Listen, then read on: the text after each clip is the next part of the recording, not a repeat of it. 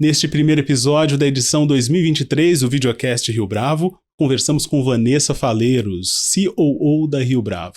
Na entrevista, ela fala a respeito da sua trajetória profissional e comenta os desafios que envolvem a inclusão no mercado financeiro. Vanessa Faleiros, é um prazer tê-la aqui conosco em mais uma edição do Videocast Rio Bravo, abrindo a série 2023 Mulheres na Liderança no mercado financeiro, no mundo executivo de um modo geral. Eu queria, em primeiro lugar, te agradecer e, em segundo lugar, parabenizar, porque hoje a gente está fazendo essa gravação no dia 8 de março, Dia Internacional da Mulher. Obrigada, eu agradeço o convite, é uma super responsabilidade abrir essa série, que vão ter mulheres super poderosas e inspiradoras, e não é uma coincidência, eu acho que foi uma obra do destino. A gente está gravando hoje, no dia 8, e um dia de reflexão, né? Eu sempre falo isso para minha equipe, para as mulheres que eu convivo, não um dia de comemorar, um dia de refletir e olhar para frente, né? Saber onde a gente quer ir e o que a gente já conquistou, né? Vou aproveitar esse ensejo, então, para cometer uma indiscrição, porque há alguns anos, quem me contou isso foi alguém da Rio Bravo, eu não vou dizer que foi Denise Barreto, que disse para mim o seguinte, que você falou que, olha, eu não aguento mais, e você pode me corrigir as aspas, mas eu não aguento mais essa coisa do dia 8 de março, as mulheres receberem uma flor e tudo bem. E aí eu entendi que não era necessariamente por conta do presente em si, mas por toda a simbologia que envolvia. É um pouco isso? Conta pra gente. É isso, assim, acho que quando eu virei diretora na Rio Bravo, eu entrei como gerente, e não era uma flor, era um objeto, um chocolate, uma coisa simbólica, e eu achava que aquilo, por mais seja um dia, né, ou seja, tem muita conquista que as nossas antecessoras deram, aquilo não representava o que eu imaginava do dia, né, que eu falei um pouco de reflexão. Então, por que não dar um livro, por que não promover um debate, por que não, se for dar algum gesto, né, um presente, alguma coisa que seja produzido por mulheres, né? Eu lembro que eu falei, isso foi acho que 4, 5 anos atrás, e eu tumultuei mesmo, e a gente até mudou, e desses anos para cá a gente deu livros, a gente fez cartões de uma mulher expressava, né, e os homens também, a admiração, porque admiravam as outras mulheres, e isso acho que mudou como a gente se vê dentro da empresa, né, e como os homens também veem as mulheres, né, não, vou dar um presente, parece assim, aquela data, igual eu falo, Dia das Mães, né, aquela data eu vou lembrar, o resto esquece, né? Fingimos que somos todos iguais, né? E, infelizmente, somos iguais, mas temos lutas e caminhos diferentes, né? Falando em caminhos diferentes, até você chegar a essa posição na direção da Rio Bravo, você sentiu falta desses exemplos e, mais do que isso, né? Dessa reflexão em relação à mulher no mercado de trabalho, nessa posição executiva? Eu tive sorte, né, de trabalhar com mulheres, assim, muito influentes e muito articuladas onde elas estavam, né? Mas, obviamente, elas eram exceções, né? E, por exemplo, vou dar um exemplo, eu trabalhei no Unibanco, então eu tinha a Cláudia Politansky, né? Que depois até foi para o Itaú. Ela era a única mulher, talvez junto com uma diretora de RH, em cargo de liderança, super influente, super ouvida pela família, pelos controladores, mas era a única, né? Então, você se projetar, você falava, nossa, será que vai ter, né, no auge dos meus 20 e poucos anos, será que você é essa única, né, naquele momento, pela ingenuidade, pela idade? Eu falava, será que eu vou ter que seguir essa vaga dela, né? Eu não conseguia ver, né, naquele momento que eu podia, que as mulheres podiam ter todas as diretorias ou ter metade das diretorias. Então, o que aconteceu? Eu tinha mulheres influentes, tinha exemplos de inspiração, mas eu achava que era limitado. Ou seja, eu tinha que ter aquela posição de diretora jurídica, né? Minha formação é de advogada. Eu não podia ser, como sou hoje, diretora de operações. Então, a gente meio que se limitava, porque os exemplos eram poucos, né? Em quantidade numérica, embora todas muito, muito boas profissionais e pessoas, e como pessoa também. Em inglês, e sobretudo durante a eleição de 2016 nos Estados Unidos, se fala ainda hoje bastante do glass ceiling. Você, de alguma forma, percebia isso no começo da sua trajetória profissional, que havia um teto, ou seja, havia uma posição que era marcada, a mulher pode chegar até aqui, e não havia necessariamente uma proibição, mas era o único caminho que se estabelecia?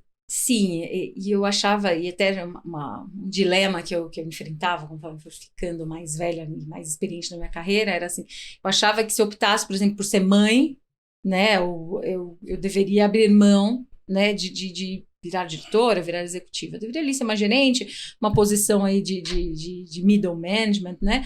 Eu não poderia chegar a ser diretora, eu não poderia liderar outras pessoas, né? Então eu tinha um pouco essa visão, e que isso foi difícil até para eu me convencer o contrário. Acho que as mulheres com quem trabalhei que me ajudaram a ver isso, que mesmo todas tendo filhos, cuidando desses filhos, ou mesmo as que não tiveram filhos, mas cuidando de outros assuntos que eram importantes para elas, eu percebi que, na verdade, a gente poderia ir lá, virar a diretora, virar CEO, mas é um caminho ainda muito difícil. Era difícil e ainda é muito difícil, porque a gente vem de uma tradição de homens se ocupando e de repertórios masculinos, e ninguém consegue imaginar, ou tem dificuldade em imaginar a mulher naquele local, né? Como CEO, como presidente de conselho de administração. Então, a gente vê ainda, mesmo a gente tendo conquistado muita coisa, esses cargos muito significativos ainda sendo liderados por homens. Tem a ver com uma estrutura que era preparada e pensada para homens assumirem essa posição? Você falou da questão da maternidade e que algumas mulheres sugeriu isso, na verdade, você não disse, em que em algum momento elas teriam que desistir, portanto, da carreira para ocupar essa posição de mães, que, enfim, isso estava previsto.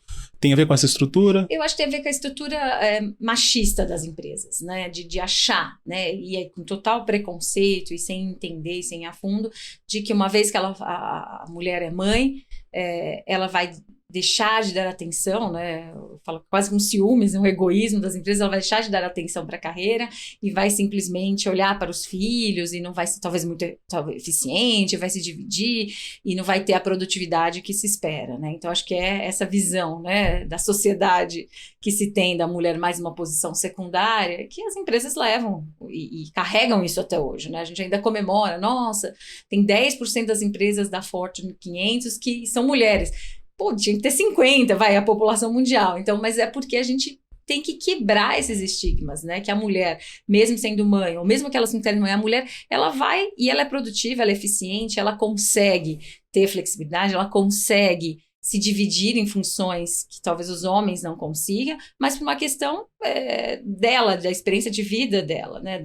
Talvez até da evolução humana, né? Que tenha nos dado essa condição. Ao mesmo tempo, me parece, e aí eu posso estar errado, você me corrige, que em algum instante as mulheres têm que fazer uma escolha e têm que abdicar de alguma coisa. E não por conta apenas dessa estrutura, mas por conta da sua própria conjuntura de vida. Como que foi isso para você? Você viu isso acontecer com pessoas que estavam à frente de você quando você começou? Como é que isso aconteceu? Eu vi muitas mulheres, assim, a partir do momento que ou elas queriam ser, por exemplo, vou ser professora, mas eu nunca vou ser a professora livre docente porque eu vou ter que ser mãe, ou seja, as executivas, e acho que muito dos preconceitos que nós mulheres temos, desse viés, né, que a gente tem, estrutural, né, que a gente foi criado assim, a sociedade convive assim, então muito disso vinha de nossos preconceitos, então a gente antes de tentar abria mão, não, eu vou ser mãe, ou eu vou casar, ou eu vou fazer qualquer coisa, eu não consigo mais agora ser a profissional 100% dedicada, mas isso era acho que um estigma que a gente se colocou, claro, né, reforçado pelos padrões masculinos, que a gente tem, mas que a mulher percebe, né? E eu percebi, né? 5 anos eu sou mãe, que a partir do momento que eu virei mãe, a hora que eu retornei ao trabalho, eu conseguia ser mais efetiva no que eu estava fazendo, desperdiçando menos tempo, trazendo eficiência e trazendo também um olhar diferente para a equipe. Né, um olhar inclusivo, um olhar de ver o diferente como algo importante. Então, acho que essa visão, né, esse mix, que quando você tem homens e mulheres na equipe, ele é tão rico, E é tão triste que as empresas ainda não percebam isso, né? Ou seja, essas visões diferentes, elas aumentam o resultado da empresa, né? Não é algo só, é inclusivo por ser inclusivo, mas aumenta o resultado porque você tem visões, perspectivas e pontos de vista muito diferentes que são complementares. Então, acho que as mulheres, a gente mesma tem que tirar esse filtro que a gente coloca lá, que nos colocam quando meninas, e olhar e falar, nossa, eu posso ir muito mais. Ser mãe é importante, toma tempo, dá trabalho, mas isso não me desfoca da carreira. Eu consigo. E também respeitar as mulheres que acham que ser mães, elas querem ser mãe por aquele período. As mulheres, a gente tem que ter essa escolha e respeitar a escolha dos outros. Mas em nenhum momento a maternidade ela te impede de progredir na carreira. Acho que isso para mim ficou muito evidente depois que eu tive filho, e era uma coisa que eu realmente achava que naquele momento eu não sairia da minha posição de gerente, né? Eu ficaria ali como gerente, porque eu escolhi ser mãe, eu escolhi ter uma licença maternidade, eu escolhi não trabalhar na minha licença maternidade, e aí eu já estava na Rio Bravo, e foi super respeitado isso. E foi tão importante, né, eu ter vivido isso, Fábio, que eu fui promovida na minha carreira durante minha licença maternidade. Então, isso para mim foi algo que mudou tudo que eu pensava. Eu virei sócia da Rio Bravo e virei diretora jurídica na minha licença maternidade. Eu fui comunicada, meu filho estava com uns 3 meses, então eu estava no meio da licença ainda. Você, de alguma forma, então, antes dessa promoção acontecer, e durante a gravidez, por exemplo, teve medo? Medo e muitas dúvidas, né? Obviamente, né? Você tem pares que são homens, né? E que hoje se cobra, né? Ou seja, os trabalhos de gestão do lar, de gestão dos filhos ainda é muito feminino, né? Se deixa muito para a mulher, embora a gente tenha, os pais já estão participando, e a pandemia ajudou muito isso, mas com certeza eu tinha dúvida, porque simplesmente você sair, se ausentar, né, no mundo corporativo, por 5, 4 meses, 6 meses, dependendo da empresa como é, você fala, ninguém vai lembrar de mim, né, na hora que eu voltar, vão me dar lá uma função secundária e ali eu vou ficar, porque vou ser realizada, mas não tudo que eu achava que eu seria, né. Você acredita que isso tem a ver um pouco com o mercado financeiro, que é muito competitivo? As pessoas têm inúmeras histórias de como essa competição acontece, e tem até uma mitologia de quão é agressivo esse mercado de trabalho, esse ambiente especificamente. Acho que o mercado financeiro tem uma pimenta a mais, mas acho que os outros mercados também são difíceis. Então, você vai, por exemplo, a área de tecnologia, de ciências, né, pesquisas, todos têm ainda números talvez menores do que o mercado financeiro de mulheres. Então, acho que o mercado financeiro tem essa pimenta, é um ambiente muito masculino, mas que a gente tem visto já há alguns anos as posições muito importantes ocupadas por mulheres de CEO, ainda poucos presidentes de conselhos de administração, mas a gente tem visto. Mas o mercado financeiro tem sua particularidade, infelizmente.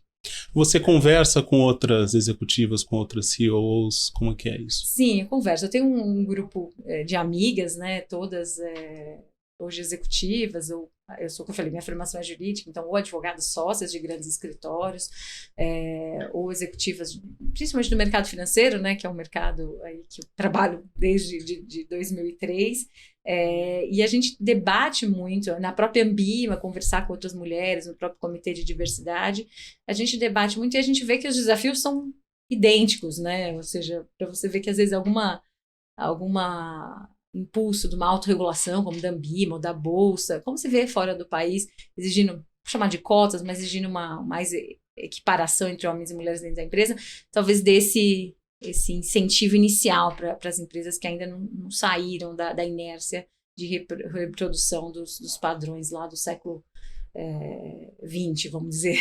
Quão importante é esse nudge para que haja essa movimentação, Vanessa?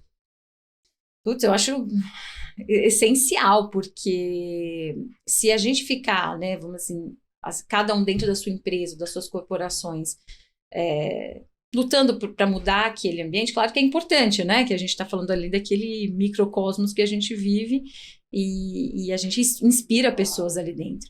Mas se não tiver essa união, né, eu falo, entre as próprias mulheres se olharem umas às outras com empatia, se a gente não tiver isso, e se a gente não tiver alguém, né, regulação, vamos dizer assim, nos ajudando, eu acho que a gente vai usar, como eu estava comentando com você hoje, os 300 anos que a ONU Mulheres está dizendo, né, disse no dia 6, que vai demorar para ter equidade de gênero, né? Então a gente tem que ter esses incentivos, seja incentivos de políticas públicas ou de mercados, como o mercado financeiro, que tem regulação, autorregulação, né, de associações de classe, como a Ambima, a Bolsa de Valores.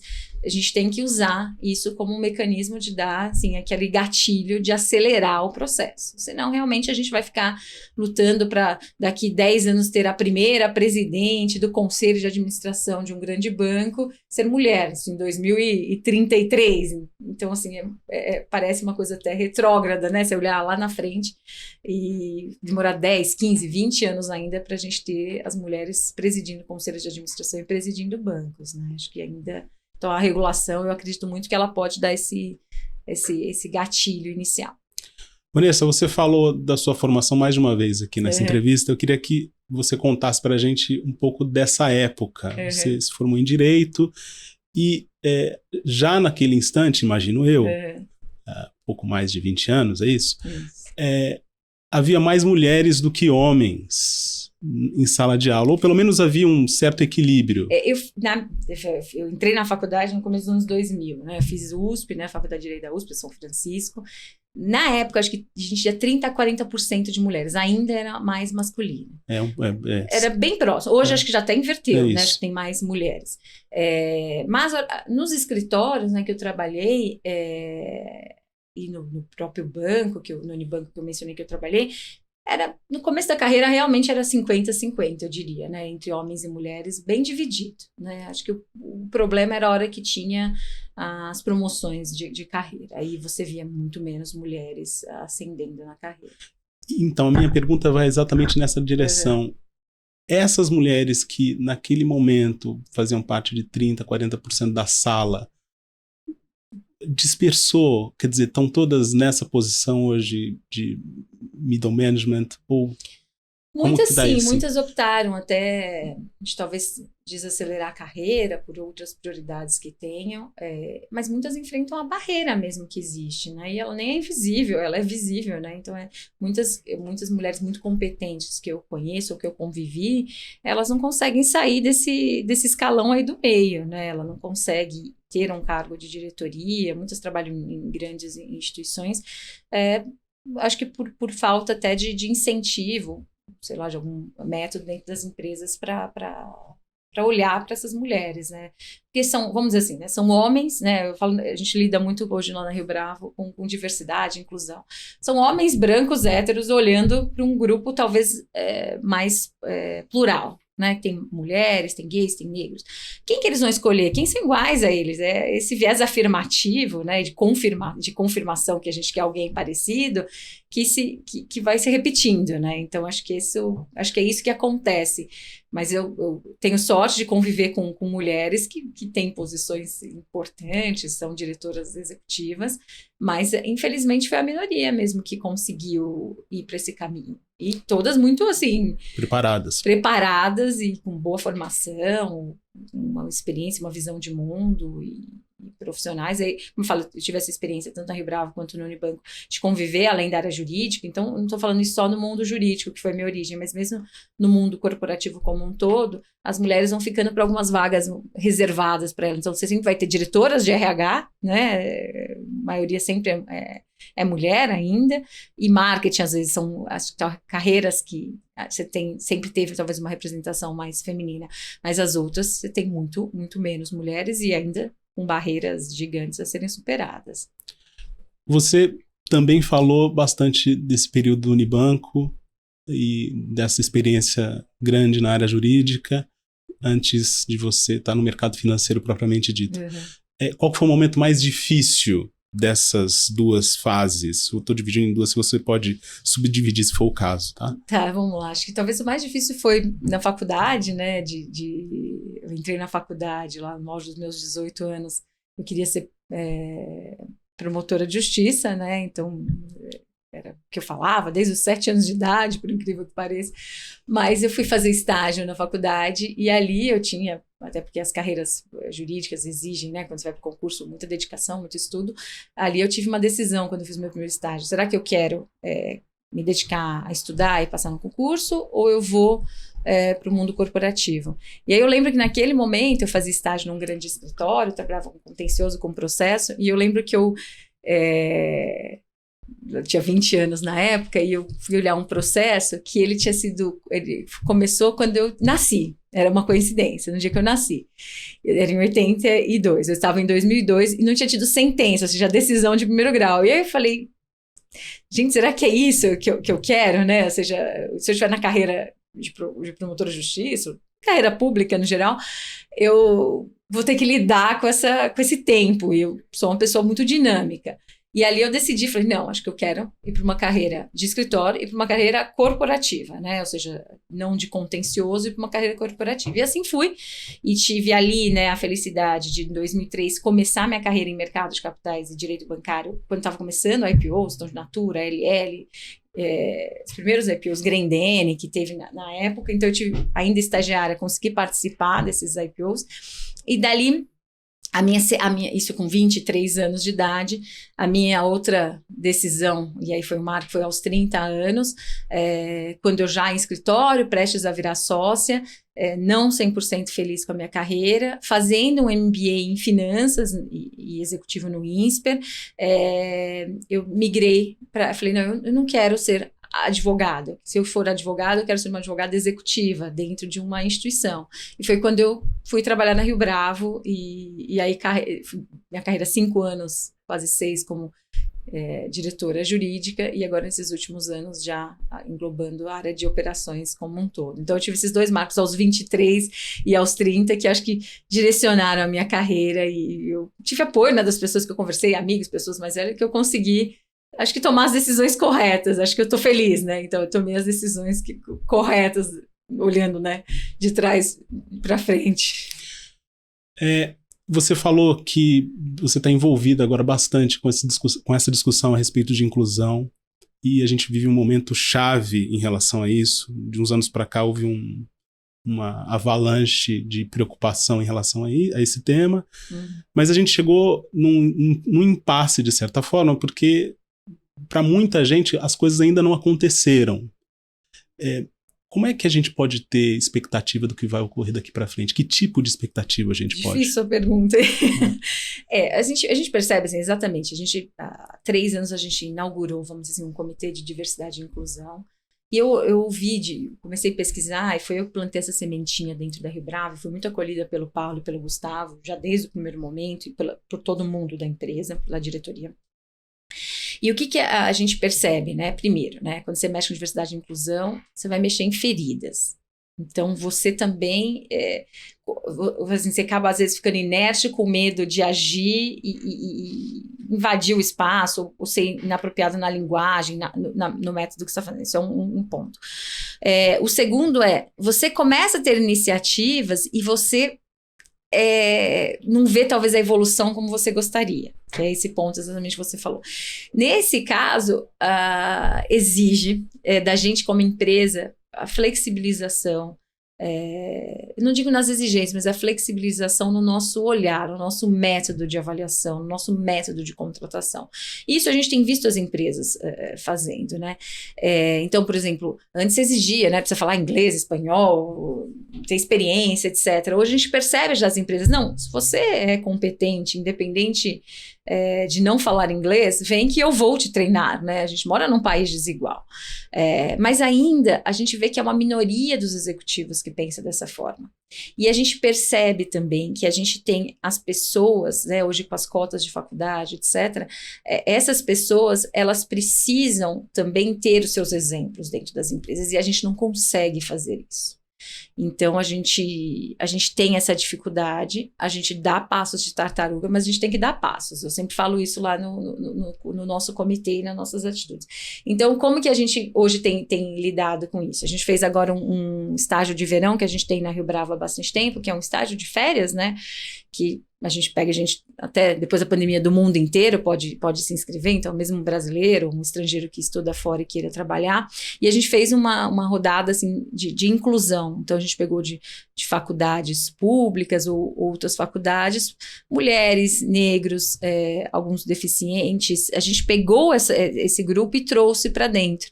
E o que a gente ouve dessas pessoas? Realmente que elas não têm inspiração, não têm exemplos dentro da empresa. E quando você olha, né, não só para a nossa empresa, para todas as empresas, realmente você vê poucas mulheres, mais brancas, e maioria homens e todos brancos, pouquíssimos ou quase nenhum negro. Então, a gente ouve esse feedback, né? Tá bom, vocês trouxeram a gente para o estágio de verão, qual que é o próximo passo? Como que vocês vão preparar a gente? E a gente se debate e conversa todo dia. Então, a gente está estruturando um coaching para essas pessoas, para realmente ser esse incentivo a mais, esse diferencial. Mas é realmente muito difícil num país muito desigual que a gente tem, muito desigual, e a gente hoje tem olhado para as periferias mesmo, entender e ver a necessidade e suportar, e a gente faz isso em conjunto tanto com o nosso grupo de diversidade, com o grupo de ação social. Então, a gente tem uma escola que a gente adota junto com parceiros da educação, a gente quer formar esses adolescentes, então a gente procura pegar adolescentes, a gente quer formar esses adolescentes para estarem preparados para uma entrevista de emprego. Então, são esses caminhos que a gente tenta fazer para acelerar esse processo, mas é muito difícil e os passos são devagar, mas a gente tem que dar os passos, eu sempre falo isso, comemorar cada passo, cada coisa de uma vez, porque é isso que vai fazer a diferença. Porque se você simplesmente ficar inerte com medo de agir, a gente vai voltar lá em 1900, né? Uma última pergunta, Vanessa. Se você pudesse falar com a Vanessa de 2000, 2001, 2002, 2003, o que você diria para ela fazer, ou melhor, que mensagem você daria para ela de apoio, enfim, se você pudesse conversar com você mesma de 20 anos? Mentira. Eu acho que eu diria, segue o que você está fazendo, porque eu sempre fui, né, eu brinco que a minha característica é ser insubordinada, né, então eu nunca me limitei, né, e as pessoas que convivem comigo sabem disso, por ser mulher, ou por ser advogada, né, não poder palpitar, então eu sempre fui muito curiosa, sempre fui muito insubordinada no bom sentido, de tentar propor, né, de ser propositiva. Né? Então, eu diria, segue o caminho, vai ter dificuldade, muitas, você vai ter dúvida, mas segue firme. Acho que ser persistente, ter o seu planejamento, acho que é isso que eu seja persistente. Não duvide tanto de você, né? Que acho que a gente duvida muito da gente. Então, acho que a persistência, eu falaria isso. Vai lá, vai dar certo, mas... Você duvidou mais do que você gostaria de ter duvidado? Acho que sim, muitas vezes sim. Acho que, eu falei, trabalho no mercado financeiro, minha carreira toda no mercado financeiro, como advogada, depois como executiva, muitas vezes na sala de reunião eu era a única mulher, no primeiro momento como estagiária, depois como advogada, depois como sócia, né, a gente foi indo, e ali você fala, como que eu vou vencer isso? Como que eu vou vencer as piadas, né, a gente brinca, né, o machismo recreativo, as piadas que ainda se faz com mulher em 2023, e que se fazia mais ainda no começo dos anos 2000, eu sempre tinha um pouco de assim, como que eu vou vencer isso, né, e eu sempre falava assim, isso diz mais do que é a pessoa do que diz sobre mim, né? Eu sempre tentei pensar dessa forma para não me abalar, né? Então, mas duvidei muito, a gente ainda duvida, né? As mulheres, e eu percebo isso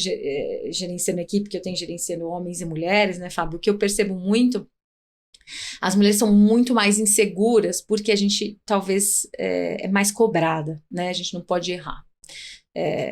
Isso é uma injustiça tremenda e a gente percebe desde a negociação de salários, nas promoções, em metas, que as mulheres elas são muito pé no chão, elas são muito cientes das suas fraquezas ou das suas dificuldades, e os homens, até pela forma da criação que a gente tem até aqui, eles são mais ousados. Tá bom, se não entregar lá na frente a meta, eu vou conversar com o meu gestor. As mulheres já querem se comprometer com aquilo que elas conseguem, né? Então a gente percebe isso na carreira e dessa insegurança das mulheres, mas vem dessa estrutura que a gente é criada. A gente tem visto diferente os estagiários, já as mulheres que a gente tem contratado dos 18, 17 anos, a gente já vê um pouquinho mais de ousadia, que é o que a gente quer que tenha mesmo. Vanessa Faleiros, foi um prazer tê-la aqui conosco neste dia tão especial. Mais uma edição do Videocast Rio Bravo. Obrigada, Fábio. Foi isso, terminamos aqui mais uma edição do Videocast Rio Bravo. Fique conosco porque este é só o começo, este é só o primeiro episódio da nossa série. Até mais.